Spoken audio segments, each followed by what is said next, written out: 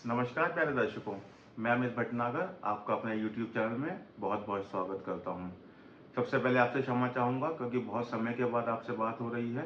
अपने professional commitments की वजह से थोड़ा कंट्री से बाहर रहना पड़ता है, इसलिए आपसे काफ़ी समय से बात नहीं हो पाई है। लेकिन क्योंकि ये हमारा इंटरेक्शन ड्यू था तो सोचा क्यों ना पुनः बात की जाए, इसलिए आपके सामने एक नया टॉपिक लेकर फिर हाजिर हुआ हूँ। कोशिश जारी रहेगी कि आपसे कॉन्स्टेंटली टच में बना रहूँ और अपने वीडियोस बनाता रहूँ। मेरे पास बहुत सारे मेरे यूज़र्स, फॉलोअर्स, क्लाइंट्स बहुत फीडबैक आती है कि आप क्यों नहीं वीडियो बना रहे हैं। सबको वन ऑन वन रिप्लाई करना मुश्किल हो जाता है, तो सोचा वीडियो बनाकर ही आप लोगों को सूचित कर देता हूँ कि प्रोफेशनल कमिटमेंट्स हैं, एस्ट्रोलॉजी अपना पैशन है और जो कि हमेशा रहेगा। और आप लोगों को वीडियो के द्वारा जितना भी ज्ञान मैं स्प्रेड कर सकता हूँ, कोशिश रहेगी कि वो मैं हमेशा करता ही रहूँ। तो मैंने सोचा आज एक ऐसा वीडियो लेकर आता हूँ जो कि मेरे पास क्या, सारे ही एस्ट्रोलॉजर्स के पास ये क्वेरी दिन रात सबसे ज़्यादा आती है। और क्या लोग क्वेरी करते हैं कि मेरी नौकरी कब लगेगी, मेरी जॉब कब चेंज होगी, मैं 2 साल से मुझे नौकरी नहीं मिल रही है, मैं कोशिश कर रहा हूँ, मेरा समय खराब चल रहा है। तो नौकरी लगना, नौकरी चेंज होने से रिलेटेड सबसे ज़्यादा क्वेरीज आती हैं किसी भी एस्ट्रोलॉजर के पास, और मैं भी कोई एक्सेप्शन नहीं हूँ, मेरे पास भी सबसे ज़्यादा यही क्वेरीज आती हैं। तो मैंने सोचा क्यों ना आपको ही बता दिया जाए कि कैसे चेक करते हैं कि कब जॉब चेंज होगी, नई जॉब लगेगी।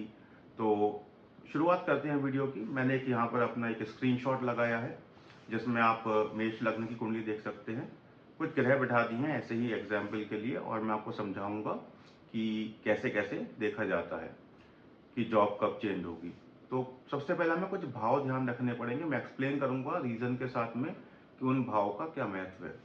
तो प्रोफेशन का भाव सबसे पहले हमें पता ही है, 10th हाउस हमारा 10वां भाव जो होता है, 10वां घर कुंडली का, वो प्रोफेशन का होता है। तो वो एक इम्पॉर्टेंट हाउस है।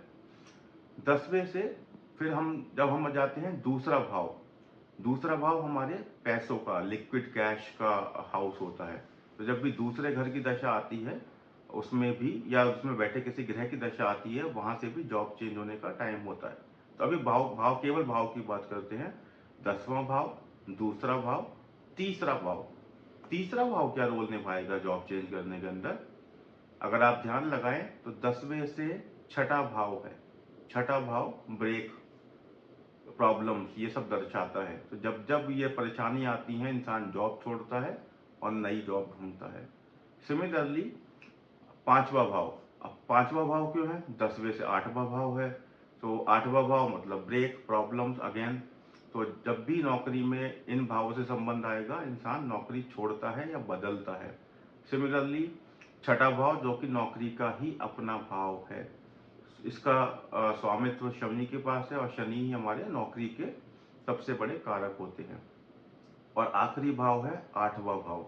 अगर 10वें भाव का संबंध डायरेक्टली 8वें भाव से बन जाता है तो इंसान नौकरी छोड़ता है, नौकरी बदलता है।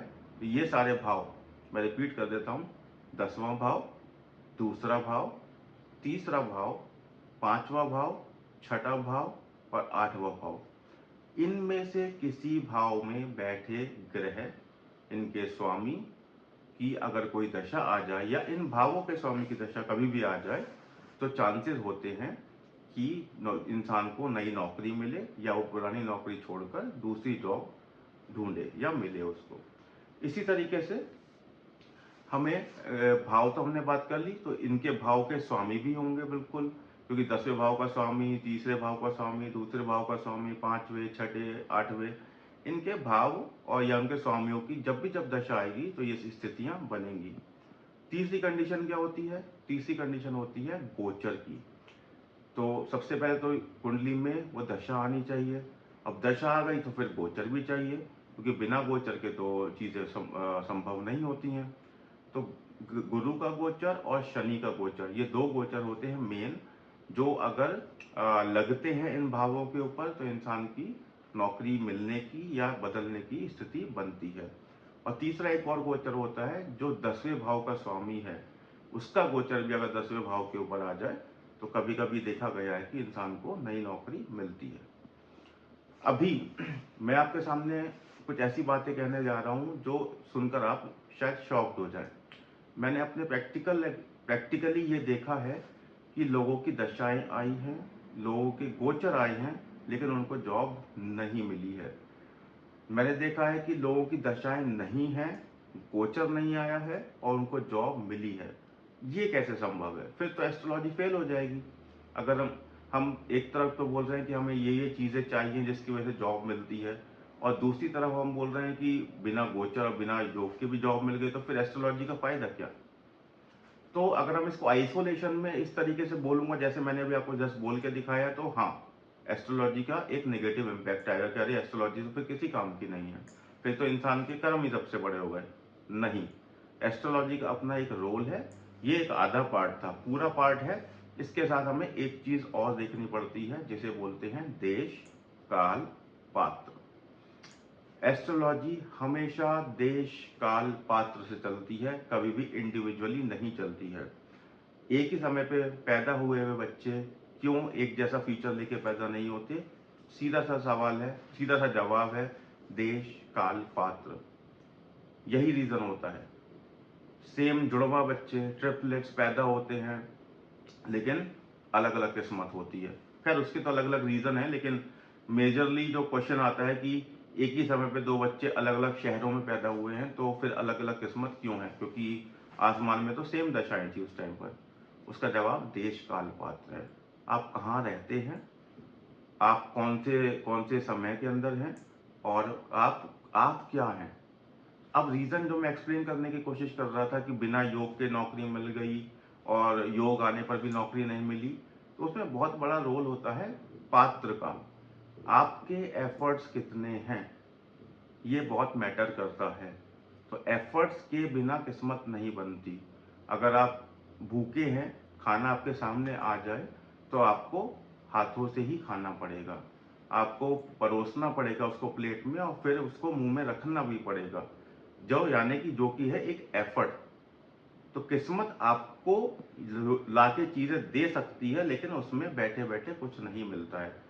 एफर्ट के बिना कुछ नहीं होता है। तो आपके कितने एफर्ट हैं, ये बहुत इंपॉर्टेंट है। और आप कहाँ पर रहते हैं। मैं अगर दो एग्जाम्पल के लिए बोलूँ, दो शहर, जैसे आप दिल्ली में रहते, एक जातक है दिल्ली में रहता है, एक जातक किसी गांव में रहता है। दोनों की दशाएं आई हुई है नौकरी की, और दोनों का गोचर आया हुआ है। वो जातक गांव वाला केवल उस गांव में ही नौकरी ढूंढ रहा है, और दिल्ली वाला दिल्ली के अंदर ढूंढ रहा है। किसके पास ज्यादा चांसेस होंगे नौकरी मिलने के? ऑब्वियसली दिल्ली वाले के पास होंगे। क्यों? क्योंकि मतलब एग्जाम्पल है, मिलने को गांव में भी मिल सकती है, लेकिन एग्जाम्पल के लिए अगर हम प्रोबेबिलिटी की बात करें, तो दिल्ली वाले जातक के पास ज्यादा अपॉर्चुनिटीज होंगी। बड़ा शहर है, ज्यादा काम है, ज्यादा तरह की वैरायटी है, काम की अवेलेबिलिटी बहुत ज्यादा है। तो अगर वो कुछ भी कर सकता है तो नौकरी उसको इजीली मिल जाएगी। इसी को बोला जाता है काल, इसी को बोला जाता है देश। मतलब आप किस स्थान पे पैदा हुए हैं या किस स्थान पे आप ट्राई कर रहे हैं। देश, काल, पात्र अगर आप ध्यान में नहीं रखेंगे, एस्ट्रोलॉजी के आपकी प्रिडिक्शंस बहुत गलत जा सकती हैं। ये मेरे साथ हुआ है। शुरुआत में करियर में यह होता था कि हम सोचते थे, फिर रिसर्च की इसके ऊपर कि ऐसा क्यों हो रहा है, गुरुओं से बात की कि चीज़ें हो, मतलब कुंडली के हमें क्लियर दिख रही हैं कुंडली के अंदर, लेकिन नहीं हो रही हैं। तो जो बात असली में निकल कर आई है देश, काल, पात्र की। इसमें मेरा एक और मत है। मेरा मत ये है कि जैसे एक इंसान इंजीनियर है और आपके पास आता है कि मुझे नौकरी चेंज नहीं कर पा रहा हूँ, राइट? तो वो हमें आपके पास आके क्या बोलेगा? नौकरी चेंज नहीं कर पा रहा हूँ। क्योंकि वो इंजीनियर है, उसको एक पर्टिकुलर डोमेन में ही नौकरी चाहिए, उसको पर्टिकुलर स्किल सेट की ही नौकरी चाहिए, which is an opportunity which he is looking for. वो उसको अपॉर्चुनिटी चाहिए, अवसर चाहिए, ना कि जॉब चाहिए। जॉब तो किसी भी काम को बोलते हैं। जॉब, मैं बाहर रहता हूं, तो अगर आप कोई सी भी जॉब करने के लिए रेडी हैं, आप किसी रेस्टोरेंट में जॉब कर सकते हैं, आप ड्राइवर की जॉब कर सकते हैं, ये इनको हॉट जॉब्स बोलते हैं। अगर मैं बोलूं कि मुझे खर्चा चलाने के लिए मैं हॉट जॉब्स करने के लिए रेडी हूं, तो यहाँ पर बहुत आसानी से आप काम कर सकते हैं। लेकिन इंडिया में माइंडसेट अलग है। मैं इंजीनियर हूं तो मैं हॉट जॉब्स नहीं करूंगा, मुझे इंजीनियर की ही नौकरी चाहिए, और वो जब तक नहीं मिलेगी मैं नौकरी नहीं करूंगा। तो वो अवसर आने के लिए मुझे भाव देखने पड़ेंगे, भाव के स्वामी देखने पड़ेंगे, और उसके बाद वो इंजीनियर वाली नौकरी का जब कोई अवेलेबिलिटी होगी मार्केट में, मार्केट आईटी का अप है, डाउन है, बहुत सारे फैक्टर्स हो जाते हैं, देश काल पात्र लगेगा उसके ऊपर। तो मेरा मत है हम जॉब बोल के ना उसको अवसर बोलें, जॉब ना बोलें, क्योंकि जॉब तो आप कोई सी भी कर सकते हैं। अगर आपके पास खाने के लिए पैसे नहीं है, आपके पास आप कोई सी भी जॉब कर लीजिए, आपको जॉब मिल जाएगी अगर आप कर्मठ व्यक्ति हैं, अगर आप करना चाहते हैं। लेकिन आपकी जिद जिद या आपने पढ़ाई की है उसमें और आपकी जिद है कि मुझे उसी डोमेन में काम करना है, मुझे किसी और डोमेन में ट्राई भी नहीं करना है, मुझे जॉब छोड़ के बिजनेस भी नहीं करना है, तो अगर इस टाइप की अगर आपकी फिल्टर है, उसकी बहुत सारे क्राइटेरिया हैं, तो उसको अवसर बोलते हैं। फिर आप एक राइट अपॉर्चुनिटी का वेट कर रहे हैं। तो ये एक अपॉर्चुनिटी और जॉब में ये एक डिफरेंस है, जिसे मैं अपना एक मत आपके सामने प्रेजेंट करना चाहता था। दूसरा, मैंने आपके एक एग्जाम्पल के लिए कुंडली लगाई है। मेष लग्न की कुंडली है, शनि 10वें भाव में बैठे हुए हैं, अपने ही भाव में बैठे हुए हैं।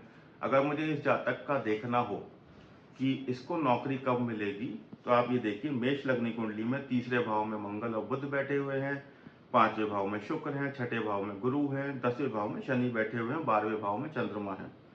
तो मुझे कौन कौन से भाव देखने हैं? 10वां भाव देखना है, दूसरा भाव देखना है, तीसरा भाव देखना है, 5वां भाव देखना है, 6ठा और 8वां भाव देखना है। ये भाव क्यों क्यों देखने हैं? क्योंकि मैं आपको बता चुका हूँ। इसका रीजन आपको वीडियो के शुरू में ही बताया मैंने। इन भावों या इन भावों के स्वामियों का अगर 10वें भाव से संबंध आता है, तो उस समय नौकरी चेंज करने के अवसर बनते हैं। जैसे फॉर एग्जाम्पल, इस कुंडली के अंदर शनि 10वें भाव में बैठा हुआ है और दूसरे भाव में शुक्र की राशि है, वहां कोई ग्रह नहीं बैठा हुआ है। किसी भी तरह शुक्र और शनि का अगर संबंध बन जाए, या तीसरे भाव में जैसे मंगल और बुध बैठे हुए हैं, किसी भी तरीके से शनि, मंगल, बुध, इनमें से किसी की दशा आ जाए और उसके साथ साथ गोचर आ जाए, तो जॉब चेंज करने का समय आता है। कुछ सज्जन, कुछ विद्वान बोलते हैं कि 11वां भाव भी देखा जाता है, क्योंकि 11वां भाव इच्छा पूर्ति का होता है। 11वां भाव भी नौकरी से रिलेटेड होता है वो जनरली, लेकिन प्रमोशन से रिलेटेड होता है। अगर आपके पास कोई आता है कि मेरा प्रमोशन कब होगा, तो जनरली वो इच्छा पूर्ति, उसकी इच्छा है प्रमोशन हो, और इच्छा की पूर्ति होना, वो प्रमोशन के लिए 11th हाउस देखा जाता है। मैं जनरली 11th नहीं लेता हूँ जब जॉब चेंज करना होता है। जॉब चेंज करने के लिए आपका पैकेज बढ़ता है, सेकंड हाउस पिक्चर में आता है, थर्ड हाउस पिक्चर में आता है, क्योंकि 10वें से 6ठा भाव है, 5वां आएगा, 6ठा और 8वां भाव आएगा। तो इस तरीके से आप ये देखिए, ये जो मैंने भाव बताए हैं, इनके स्वामियों का अगर 10वें भाव से संबंध आ रहा है किसी भी तरीके से, इवन वो किसी नक्षत्र में बैठे हुए हैं जहाँ पर उनका संबंध बन रहा है, और ये संबंध आपको D1 और D9 दोनों में देखने हैं, केवल D1 में नहीं देखना है। फिर आपको देखना है गुरु या शनि का गोचर आ रहा है या नहीं आ रहा है। जरूरी नहीं है गुरु का और शनि का गोचर किसी एक पर्टिकुलर भाव पर ही आए, दो अलग अलग भावों के ऊपर भी आ सकता है। हो सकता है गुरु का गोचर 10वें भाव पर आए, शनि का 6ठे भाव पर आ जाए, गुरु का गोचर 10वें भाव पर आए, शनि का गोचर 8वें भाव पर आए। ये ब्रेक हो रहा है, राइट? तो ये गोचर आने जरूरी हैं, कोई भी दो भाव एक्टिवेट होने जरूरी हैं, और इनकी जब दशाएं आती हैं तो नई जॉब के चांसेस होते हैं। तो मुझे उम्मीद है आपको वीडियो समझ में आया होगा। कोई भी अगर आपको असुविधा हो रही हो समझने में, तो कमेंट बॉक्स में कमेंट छोड़िए, मैं कोशिश करूंगा कि उनको रिस्पॉन्ड करूं। और प्लीज़ पर्सनल क्वेश्चन ना पूछें कमेंट बॉक्स में, तो वो ज़्यादा अच्छा रहेगा, क्योंकि उसका एक अलग माध्यम है, आप डायरेक्ट कांटेक्ट कर सकते हैं कंसल्टेशन के लिए। कमेंट बॉक्स को अगर हम ज्ञान को वर्धन के लिए ही रखें, ज्ञानवर्धन के लिए रखें, तो वो ज़्यादा अच्छा रहेगा। इसलिए आप देखते होंगे कमेंट में मैं कभी कभी रिप्लाई नहीं करता हूँ, कि जनरली लोग अपनी पर्सनल कुंडली पूछना शुरू कर देते हैं। जो मैंने पढ़ाया है उसमें कुछ समझ में नहीं आया है, बिल्कुल पूछिए, मैं आपको उसका जवाब जरूर दूंगा। तो आशा है आपको वीडियो समझ में आया होगा। चैनल को लाइक कीजिए, वीडियो को शेयर कीजिए और लाइक कीजिए। बहुत बहुत धन्यवाद। नमस्कार।